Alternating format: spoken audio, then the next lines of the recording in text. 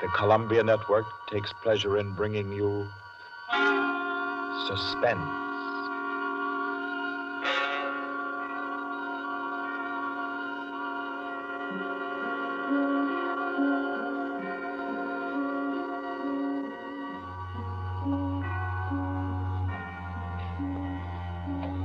Suspense, Columbia's play theater of outstanding thrillers, produced and directed by William Spear and scored by Bernard Herrmann.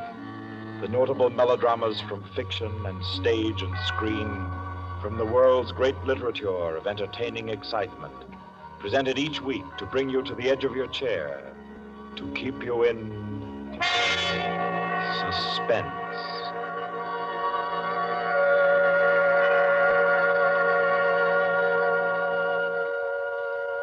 Tonight's story, by America's distinguished author-playwright Owen Johnson, gathers its suspense in a very gentle way. It doesn't have a spectacular finish, garnished with revolver shots. There are no graveyard watches. There's not so much as a single lifeless body, identified or unidentified. It's a tale told in a club room, the Artists and Writers Club in New York. A tale of high-class robbery and suspicion, and of how some ladies and gentlemen nervously counted 100 in the dark.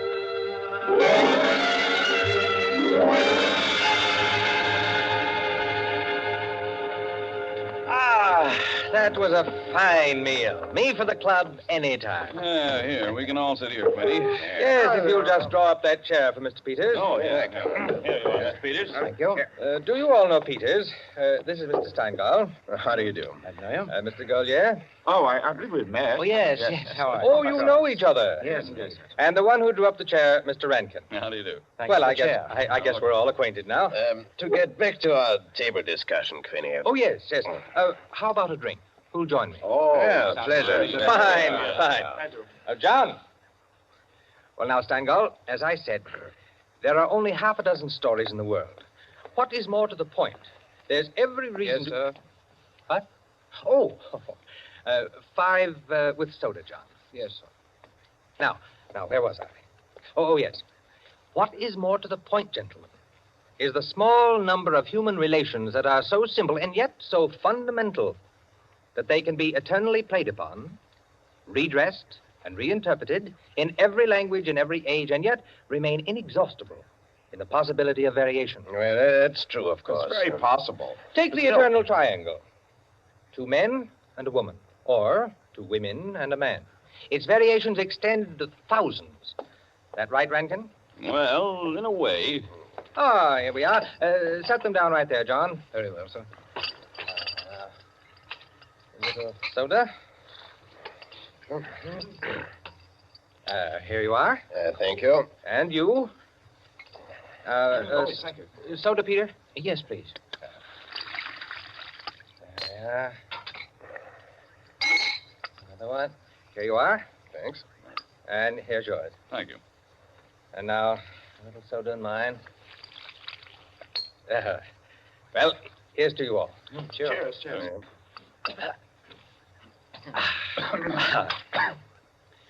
I'm afraid we can't see eye to eye, Quinny. I believe there are situations, original situations, that are independent of your human emotions, that exist just because they are situations, accidental and nothing else. As for instance? Well, I'll just cite an ordinary one that happens to come to my mind. In a group of 5 men, well, such as we are here, a theft takes place. One man is the thief. Now, which one? Now, I'd like to know what emotion that interprets. And yet it certainly is an original theme at the bottom of a whole literature. It's not the same thing at all. Detective stories. I could answer that the situation you give can be traced back to the commonest of human emotions, curiosity. I think Quinny has you there, Rankin. What is the peculiar fascination that the detective problem exercises over the human mind? You will say curiosity. Yes and no. Admit at once that the whole art of a detective story consists in the statement of the problem. Anyone can do it. I can do it. Steingall can do it. Rankin, I believe even you can do it. The solution doesn't count. It is usually banal. It should be prohibited. What interests us is, can we guess it? There you have it, the problem, the detective story. Now, why the fascination? I'll tell you. It appeals to our curiosity. Yes, but deeper, to a sort of intellectual vanity. 5 men present. The theft takes place. Who's the thief? Who will guess it first? Whose brains will show its superior cleverness? You see? That's all. That's all there is to it. Out of all of which, the interesting thing is that Rankin has supplied the reason why the supply of detective fiction is inexhaustible. It does all come down to the simplest terms. 5 possibilities, 1 answer. Well, the reason is that the situation does constantly occur. It's a situation that any of us might get into any time. Yes, I know of an incident of that kind that happened to a friend of mine last month. Of course, gentlemen. You are glorifying commonplaces. Every crime, I tell you, expresses itself in the terms of the picture puzzle that you feed to your 6-year-old. It's only the variation that is interesting. Take the well-known instance of the visitor at a club and the rare coin, for example. You all know that story. You've heard it, haven't you? I don't think I have. Oh, sure. Why, it's very well known. Oh, go ahead, Quinny. Tell it. A distinguished visitor is brought into a club. A dozen men, say, present at dinner, long table. Conversation finally veers around to curiosities and relics. One of the members present then takes from his pocket what he announces as one of the rarest coins in existence. Passes it around the table. Coin travels back and forth, everyone examining it. And the conversation goes to another topic.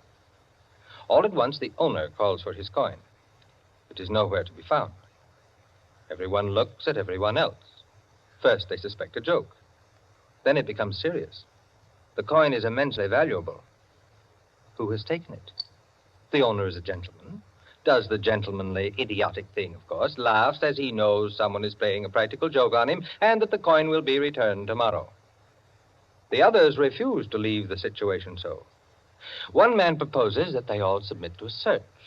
Everyone gives his assent until it comes to the stranger. He refuses, curtly, roughly, without giving any reason. Uncomfortable silence. The man is a guest. No one knows him particularly well, but still he is a guest. One member tries to make him understand that no offense is offered, that the suggestion was simply to clear the atmosphere. The stranger becomes very firm, very proud, and says, I refuse to allow my person to be searched, and I refuse to give the reason for my action. Another silence. The visitor evidently has the coin, but he is their guest, and etiquette protects him. Nice situation, huh? Well, What's the answer? The table is cleared. A waiter removes a dish of fruit, and there, under the ledge of the plate, where it's been pushed, is the coin. Banal explanation, eh? Of course. Solutions always should be. At once, everyone apologizes to him, whereupon the visitor rises and says, now I can give you the reason for my refusal to be searched. There are only 2 known specimens of that coin in existence, and the second happens to be here in my vest pocket. that's rather obvious. Of course, the story is well invented, but the turn to it is very nice. Very nice, indeed. Well, I don't know. Ending is very unsatisfactory. The visitor should have had on him not another coin, but something absolutely different, something destructive, say, of a woman's reputation. And a great tragedy should have been threatened by the casual misplacing of the coin. Well, I've heard the same story told in a dozen different ways. Oh, it's happened 100 times. It must continually happen. I know of one extraordinary instance. In fact, the most extraordinary instance of this sort I've ever heard. Peters, you rascal.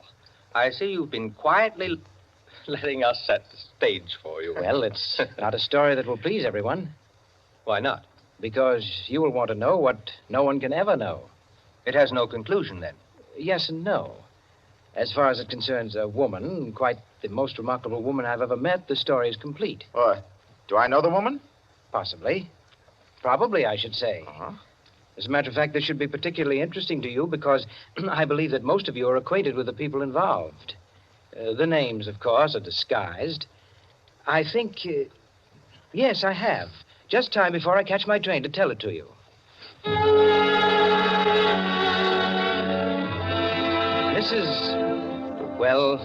Mrs. Rita Kildare inhabited a charming bachelor girl studio, very elegant, with a duplex pattern and one of the buildings just off Central Park West. She knew very nearly everyone in that indescribable society in New York that's drawn from all levels and that imposes but one condition for membership, to be amusing. In this mingled society, her invitations were eagerly sought. Her dinners were spontaneous, and the discussions, though gay and usually daring, were invariably under the control of wit and good taste. On the Sunday night of this adventure, she had, according to her custom, sent away her Filipino butler and invited to an informal chafing dish supper 7 of her more unusual friends. At 7 o'clock, having finished dressing, she put in order her bedroom, which formed a sort of free passage between the studio and a small dining room to the kitchen beyond. Then, going into the studio, she struck a match and was about to light the candlesticks which illuminated the room when the bell rang. And a Mr. Flanders, a broker, compact, nervously alive, well-groomed, was waiting as she opened the door. Well, you're early. On the contrary, you are late. Well, in any case, hello, and come inside. Here, let me take your things. Thank you. Well, I'm the first, I suppose. Of course. And since you are, you can be a good boy and help me with the candles. Delighted. Who's to be here tonight? The Enos Jacksons. I thought they were separated. Not yet. How interesting. Only you, dear lady, would dream of serving us a couple on the verge. It is interesting, isn't it? Assuredly. Where did you know Jackson? Through the Warings. Jackson's a rather doubtful person, isn't he? Well, let's call him a very sharp lawyer. They tell me, though, he's been gambling pretty much. In deep. How about yourself? Me? I'm a bachelor. If I lose my shirt, it makes no difference. Is that possible? Probable, even. Who else is coming? Oh, Maud Lily. You know her? I don't think so. You met her here some time ago. A journalist. Oh, yes, of course. I'd forgotten. Mr. Harris, a clubman, is coming, and the Stanley Cheevers. Stanley Cheevers? Are we going to gamble? Don't tell me you object. Certainly not. Only the Cheevers. They play quite a game. Yes, well united. They have an unusual streak of good luck. Oh, by the way, it's Jackson, isn't it, who is so attractive to Mrs. Cheever? Quite right. What a charming party. Where does Maud Lily come in? Don't joke. She's in a desperate way. And young Harris? Oh, he's to make the salad and cream the chicken. See the whole party. I, of course, am to add the element of respectability. Of what? Don't play baby with me, my dear Flanders. I apologize. That's better. No one, of course, knows who else is coming. No one, of course.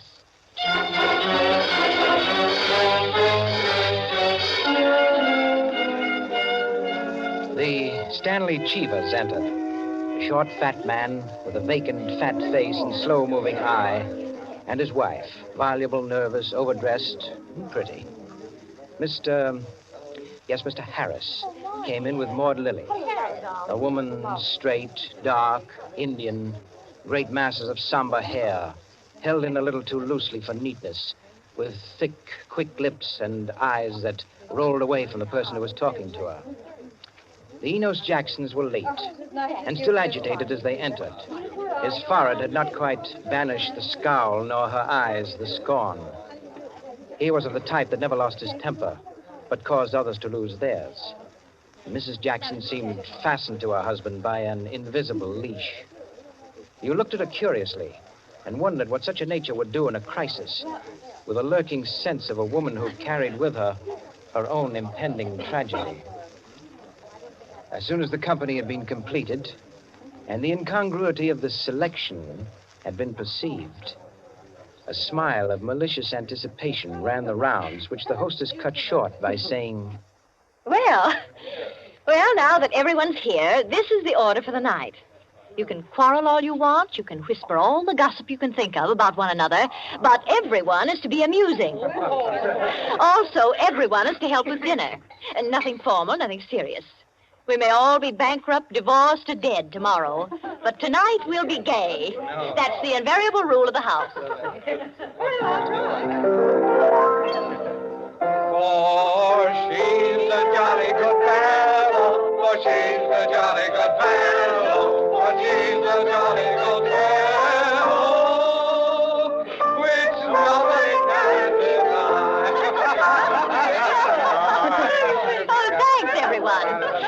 if you'll excuse me, I'll get on with the cooking. Harris, I'll need you. Right with you. May I be of any help? Thank you, Ma, dear. Oh, Mrs. Cheever, you might come along, too. All right.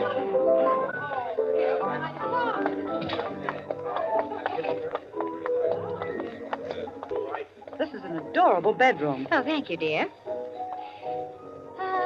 Now for my apron. Oh, there it is. Tie me up in the back, will you please, Maud? Of course. There you are. Fine, thanks. Now just let me get my rings off, and I'll be all ready to go to work. Oh, this is such a lovely apartment, Mrs. Kildare. Thanks. Soap and water always seem to do it. Ah, there. Your rings are so beautiful. They are nice, aren't they? But there's only one that's very valuable, the sapphire. Oh, it's beautiful. Let me see. Oh, it must be very valuable. It cost $10,000 6 years ago. It's been my talisman ever since. For the moment, however, I'm a cook. You're not going to leave the rings there. Why, of course. Now, I'm the cook. Maud Lily, you're the scullery maid. Harris is the chef, and we're all under his orders. Mrs. Cheever, did you ever peel onions? Oh, good heavens, no. Well, there are no onions to peel. All you have to do is help set the table.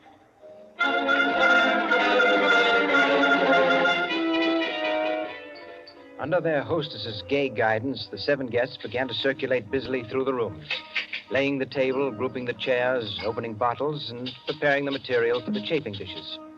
Mrs. Kildare, in the kitchen, ransacked the icebox, and with her own hands shredded the chicken and measured the cream. Flanders, carry this in carefully. Cheever, stop watching your wife and put the salad bowl on the table. Everything ready, Harris? All set. All right. Everyone sit down. I'll be right in. She went into her bedroom, took off her apron, and hung it in the closet. Then, going to her dressing table, she drew the hat pin around which were her rings from the pincushion and carelessly slipped them on her fingers. But all at once, she frowned and looked quickly at her hand.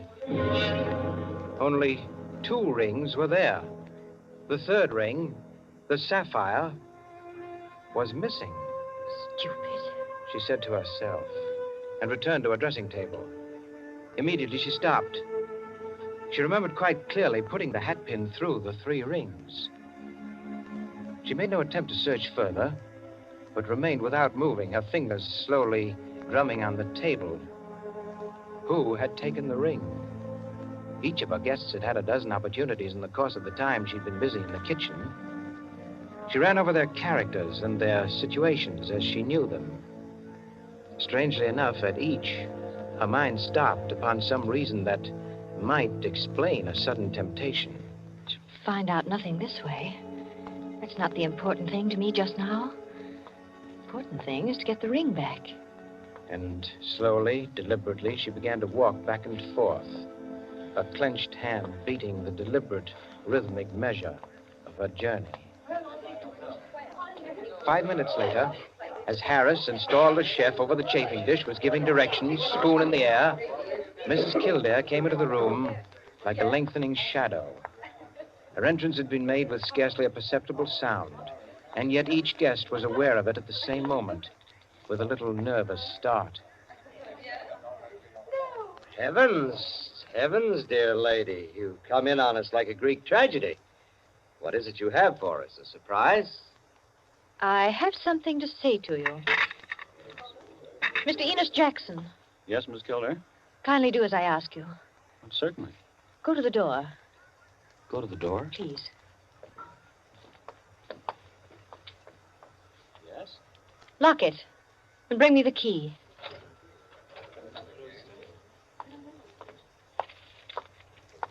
Here you are. You've locked it? As you wish me to. Thank you. Now, the bedroom door. Would you do the same?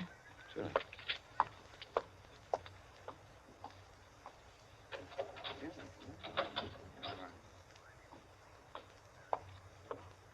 Thank you, Mr. Jackson.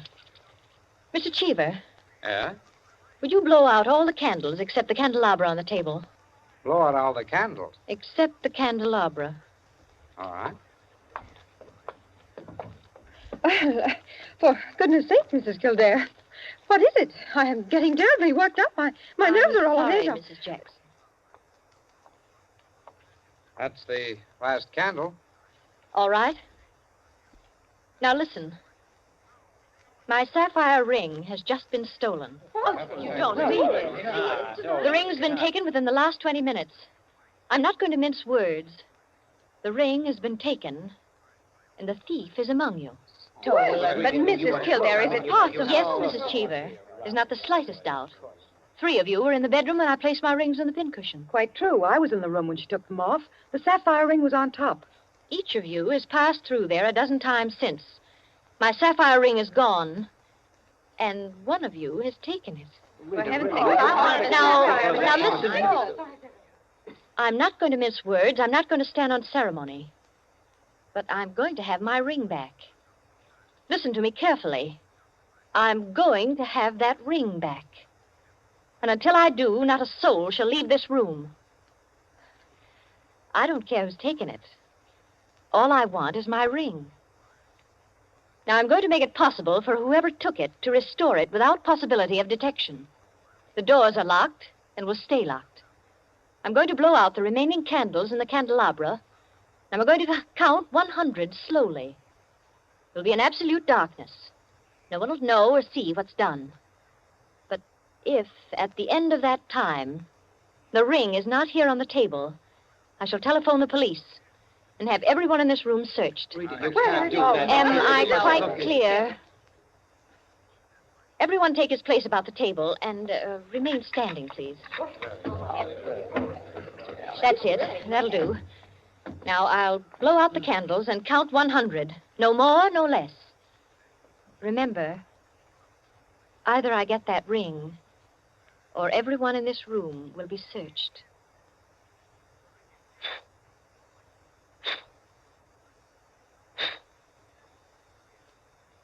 One, 2, 3, 4, 5, 6, 7, 8, 9, 10, 11, 12, 13, 14, 15, 16, 17, 18, 19, 20, 21, 22, 23, 24, 25, 26, 27, 28, 29, 30, 31, 32, 33, 34, 35, 36, 37, 38, 39, 40, 41, 42, 43, 44, 45, Foot slipped off the chair. I'm 46, sorry.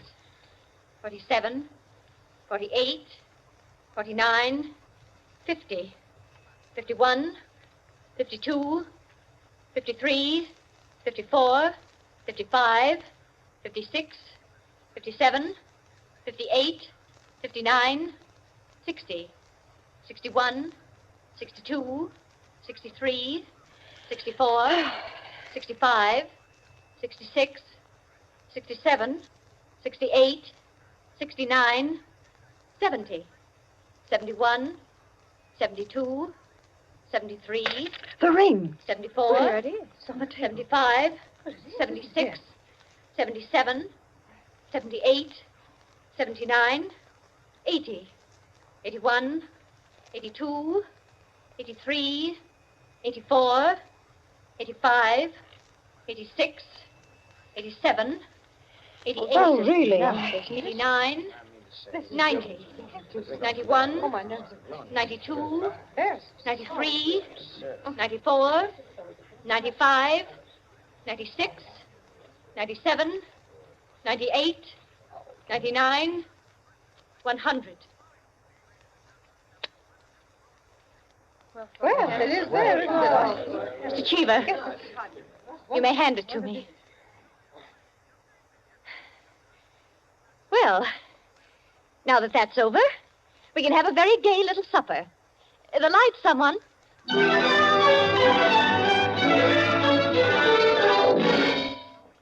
And there you are, gentlemen. Oh, I say, Peters, that's not all. Absolutely. The story ends there? Story ends there. But who took the ring?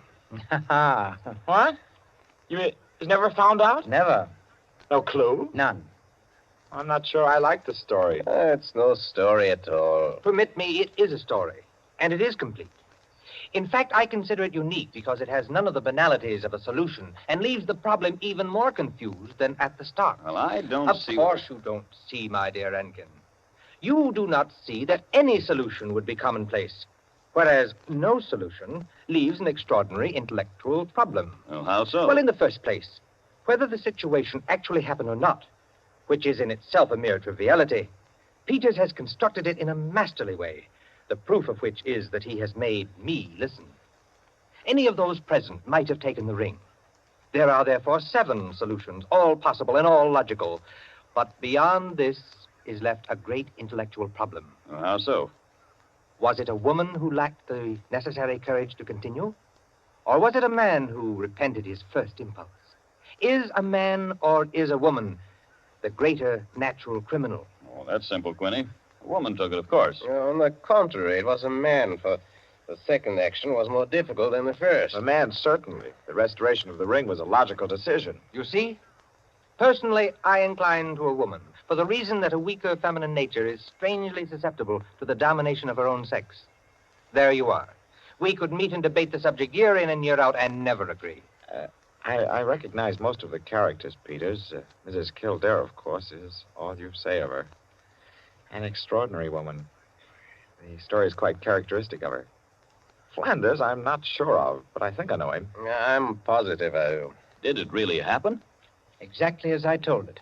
The only one I don't recognize is Harris. Your humble servant. What? You, Peters? You were there? I was there. I was Harris. I beg your pardon, gentlemen. Oh, yes. What is it, John? Mr. Peters, sir, your train. You told me to remind you. Oh, thank you. Yes, I didn't know it was so late. Will you gentlemen pardon me? Huh? Of course. Nice to meet you all. Night.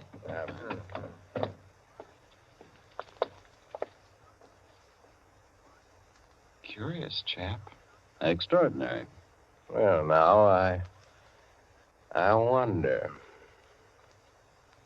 I wonder if we're wondering the same thing, gentlemen.